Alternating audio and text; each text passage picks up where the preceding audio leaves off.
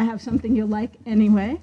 And it is really clear from the video and from everything that people have said that we are not alone in recognizing all the good work that you have done, and it is really my pleasure to give you this on behalf of Chesapeake College as a 2016 Pride of the Peake Honoree.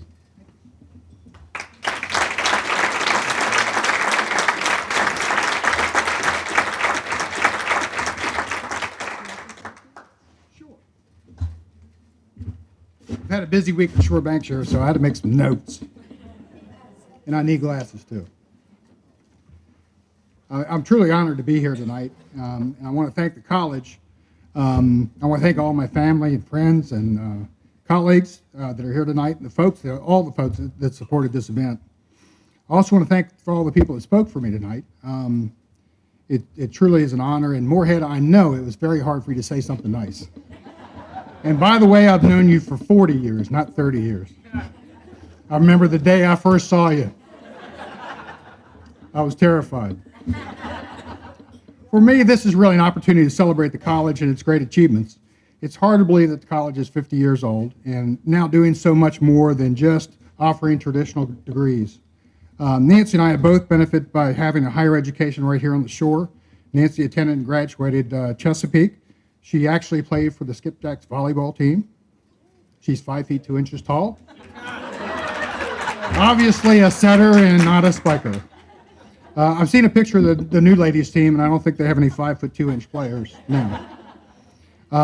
For those that knew me back in my college days, you'll recall that I was pretty well traveled when it came to colleges.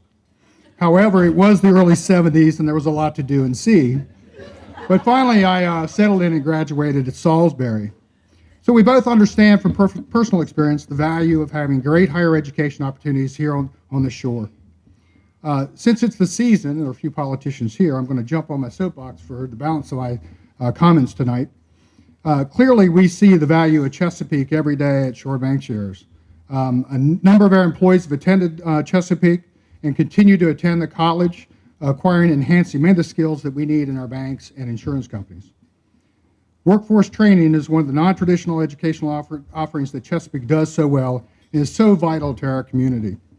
Not only does the college provide professional curriculum to become a nurse, it also provides training and skills needed to work in an office environment, but the students can also learn to drive a truck or weld, and they just added a 2-year agricultural program to the many opportunities that they provide here now. Workforce training is so important to fulfilling the workplace needs of our business community.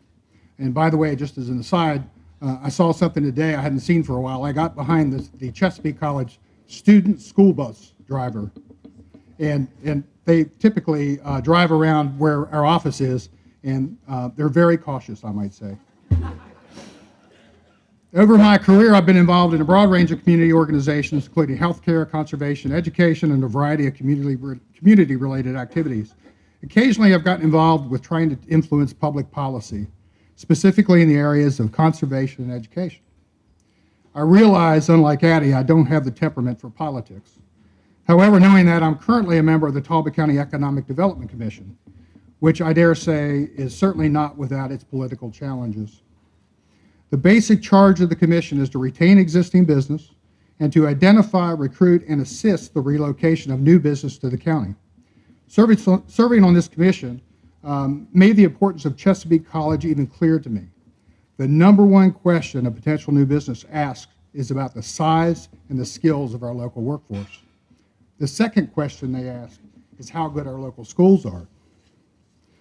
Given the events of the last 8 years, it's clear that the Midshore can no longer rely on real estate as our primary economic driver.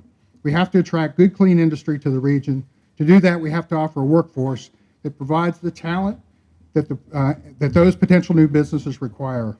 Successful expansion of our business community ultimately means tax revenues will grow, investment in our community increases, and a lot of our young people would not be forced to leave the shore to find a good job.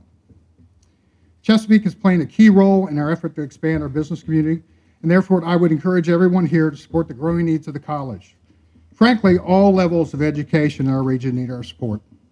The return on our investment in education can be huge, and it's critical to preserving our way of life. Again, I want to thank Barbara and the college for this honor. And I also want to thank the administration and the faculty for the amazing service the college provides to our communities. Thank you.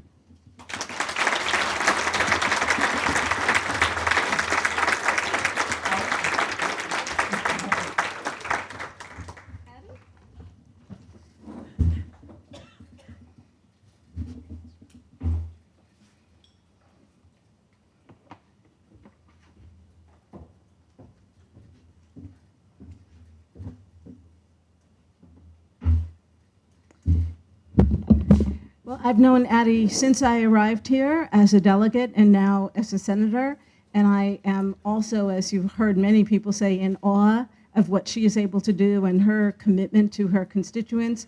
And I'm happy to say to the college, and we appreciate everything you do, and it's now my pleasure to present Senator Addie Eckardt with the Pride of the Peake 2016 award.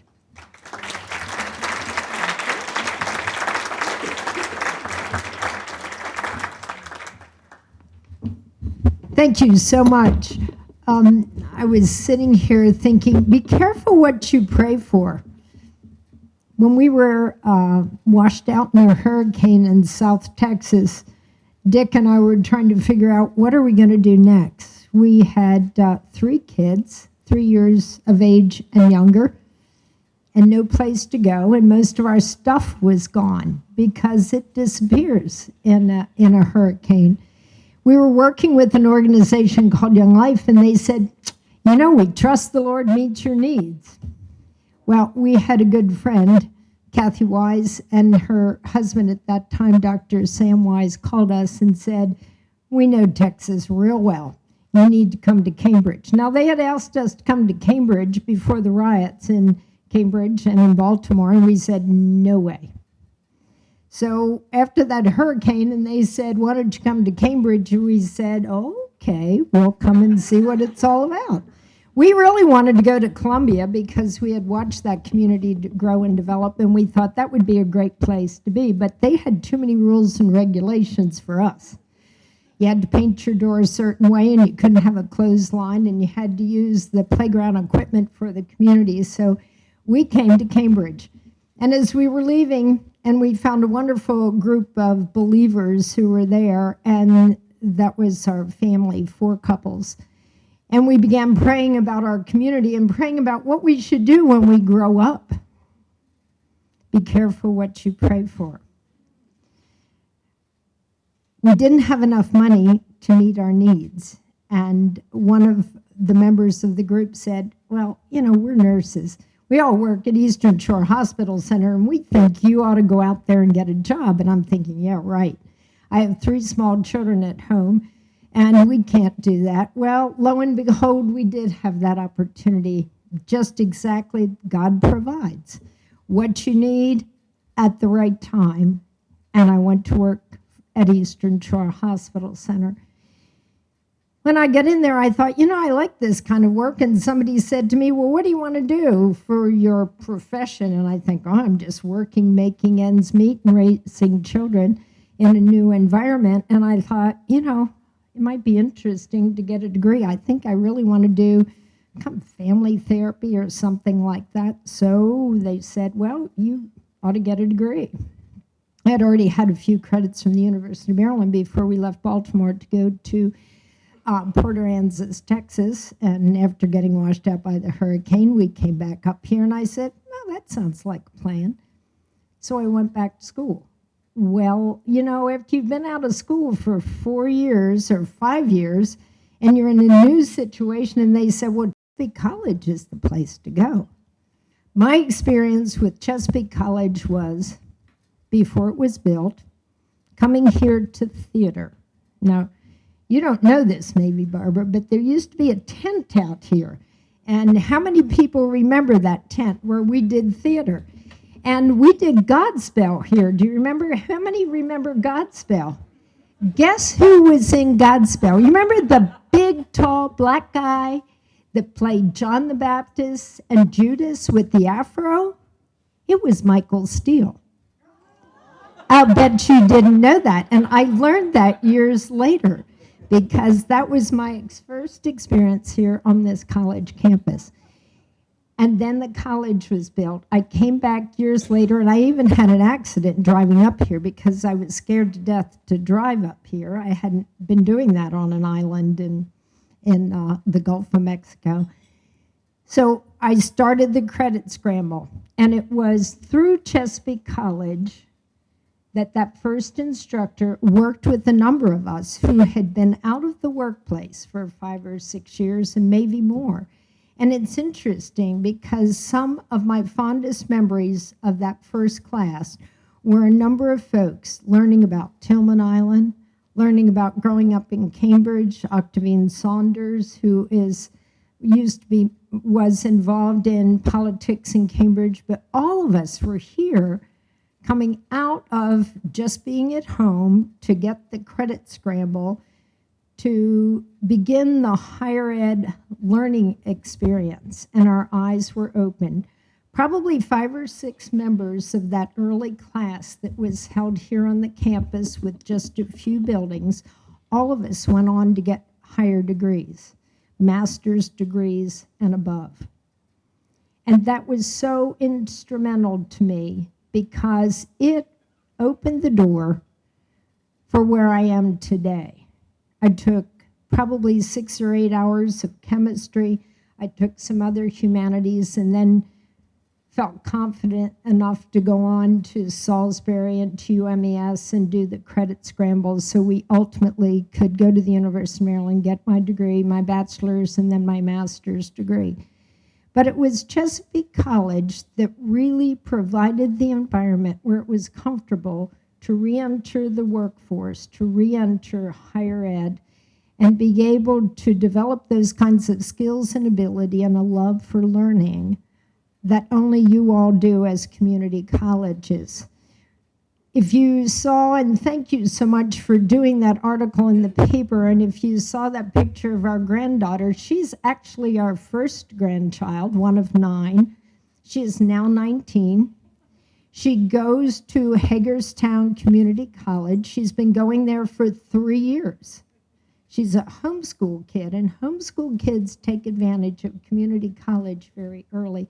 And she loves it. She's doing early childhood education and working and being a nanny or whatever else she does. But it's interesting to me to see so many people who have started their career through a community college. You all are the interface.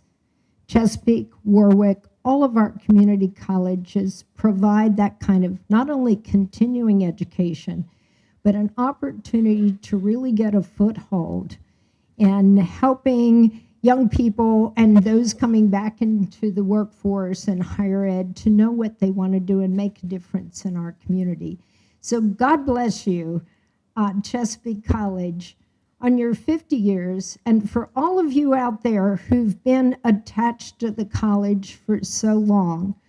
For Ann Neri, who's worked with us at Eastern Shore Hospital Center, and as you've created that wonderful health alliance between Memorial Hospital at Easton, McQueen Gibbs, and here at Chesapeake College and launching across the bridge, that is so critical.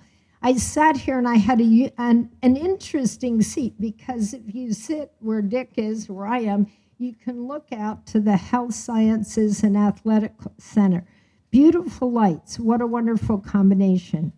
The future of our healthcare delivery system is all about what we want to make it, how we want to transform it in our community by encouraging folks to take that personal responsibility for knowing your health status, for making a difference personally, but then being a model for that example of health in our community as we go from focus on disease prevention to wellness and health care. And that's what it's all about. So God bless you for that wonderful building where we can have the simulators and develop babies. And I thought if we ever have a disaster, I'm coming to this hospital because that's the place where everybody will know how to take care of me, from the emergency that happened just up here on 404 this weekend to delivering babies to transforming people back into the community with that kind of wonderful rehab. Dr. Viniar, God bless you. To the board of directors, thank you for your continued vision. Without vision, the people perish. You have vision. You have the guts to make it happen. And I know there's an important meeting tonight, and let's hope they're making the right decisions, because that will be important to all of us. To Scott Beatty, to your dad, to your family, to the difference that you're making in our business community, to the launching of the environmental center, and thank you for the solar panels. Every parking lot needs to have solar panels. I love it. It's better than the windmill. To all of you who have any connection with Chesapeake College, you are wonderful.